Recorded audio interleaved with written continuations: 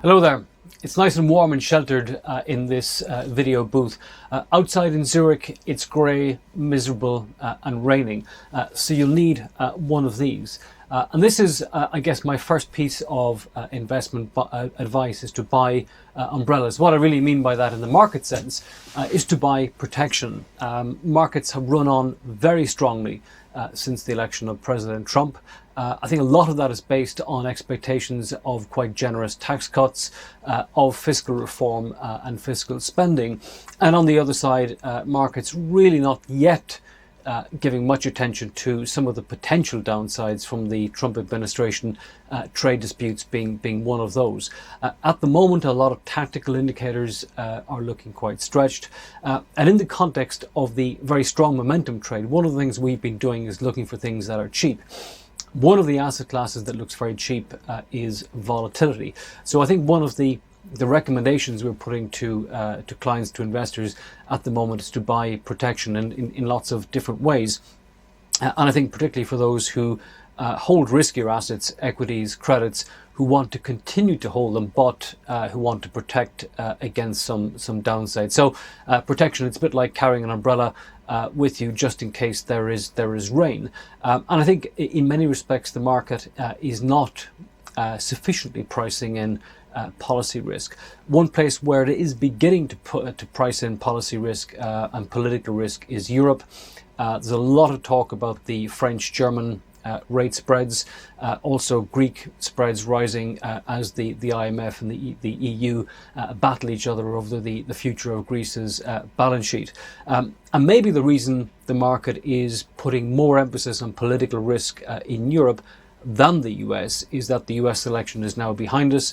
Trump is slightly more of a known quantity, but in Europe we face a whole range of elections in Germany, the Netherlands, and of course France, where the context looks more bitter, I think, and also more complicated. I think the range of implications for Europe and the euro just beginning to become clear to markets. So I think broadly speaking, volatility is cheap. And we would advise investors to begin to add to this. I think something else in the background that is worth talking about is the macro cycle. The business cycle really has begun to pick up in the last 3 or 4 months. And to an extent, the election of President Trump has been a catalyst to market expectations of reflation. But pretty much all by themselves, the US business cycle, that in China and that in Europe have been improving at a pretty steady pace, to the extent that many of the lead indicators, what are called the PMIs, for example, the purchasing managers indices, are now at the highest levels since 2012. And I think that's an accomplishment given all the talk we've had in recent years about secular stagnation. However, the rate of change of many of the macro indicators is beginning to look quite stretched. If I look at the performance, for example, of cyclical stocks, so these are stocks that are sensitive to the business cycle relative to much safer defensive ones, that performance is very, very stretched. And valuations also look quite stretched between the two sets of sectors, cyclicals and defensives. At our recent investment committee meeting, one of the changes we've made is to take the IT sector, which is cyclical, from overweight to neutral. So we book quite big profits there. At the same time, we had been underweight consumer staples, and we now take that more safe or defensive sector up to neutral. And correspondingly, we are still underweight industrials and overweight healthcare stocks. So taking, I think, a much more balanced and maybe more conservative sector view within the overall equity sectors. And for most of the big equity markets, we are neutral. We're underweight Japan. I think Japan and the yen potentially vulnerable there to talk of trade disputes or even of currency manipulation.